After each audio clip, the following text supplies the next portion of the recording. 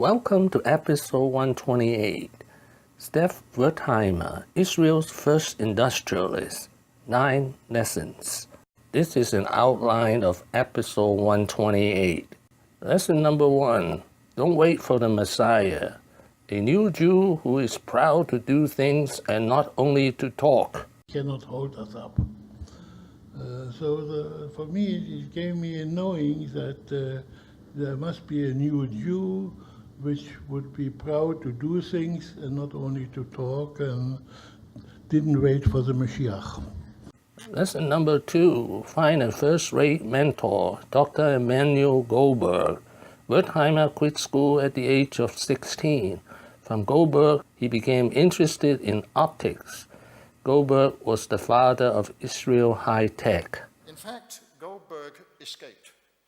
There were protests in Dresden. The industrialists in Dresden did not like the idea that industrialists could be kidnapped. And they went to Berlin and they made a fuss. And Goldberg was released. He was healthy, but he was badly traumatized. And he went to France. And then he went to Palestine. He thought it would be a good idea if there was one place in the world where it's okay to be a Jew. So he went to Palestine and he started a new laboratory, and he was largely responsible for the early development of the high-tech industry in Israel. There were no technical people, so he developed an apprenticeship scheme, Lehrlinge. Lesson number 3. The only thing I love to do is cutting metals. This car. So you developed your company on your own in your home. Tell us about how this happened. It happened very simple. The only thing I love to do is cutting metal. I liked it and it liked me. I decided the only way I could make a living is to make cutting tools. And then I found out that I have to find markets for it. So I learned a very important lesson using my bicycle, my motorbike, going to different factories and telling them, I can give you a tool which will be slightly better. And they always said, you can prove it? I said, yes. So I took it on the machine, proved it, and it was really better, and I had customers. Lesson number 4. A humble beginning. Iscar started in 1952 as a shanty factory. A única coisa que eu podia fazer era reparos em pequenas ferramentas. Foram exatamente 55 anos de lutas diárias para tornar isso maior.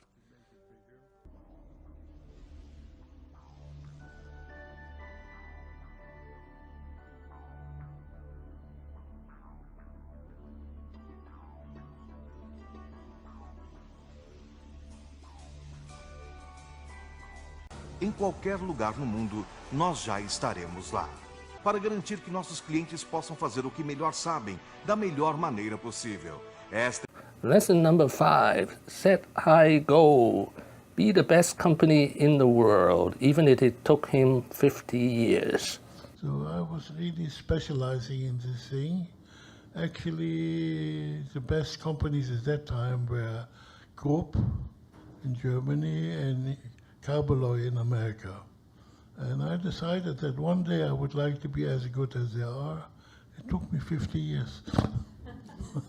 Israel, o local onde tudo isso começou. O lar das principais instalações de produção do Grupo SCAR.